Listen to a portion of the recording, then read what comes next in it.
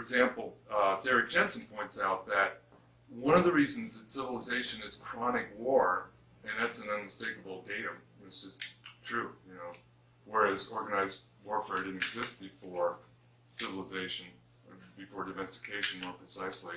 He says that the reason is because cities are artificial, they rely, as everybody knows, from inputs from the outside, trade, more commonly called, and you've got to guarantee that input.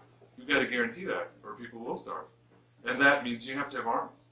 And war, the war begins, And that hasn't changed, not so much cities, but, the U.S. and Iraq got to guarantee that nobody gets any wise ideas about the flow of oil to the USA.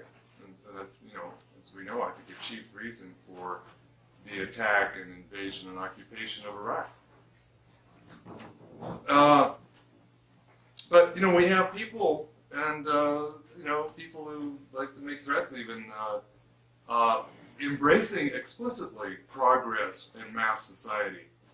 I'm rather amazed by that. But at least they're honest. Because usually, I think one of the problems in coming to grips with this, or even knowing what questions are better questions than others, if we're going to try to look at basics, and it's time to do that, is it's better to talk, instead of terms like modernity and civil society and enlightenment, and that's what we have, and it's been wonderful. Well, obviously it hasn't been wonderful.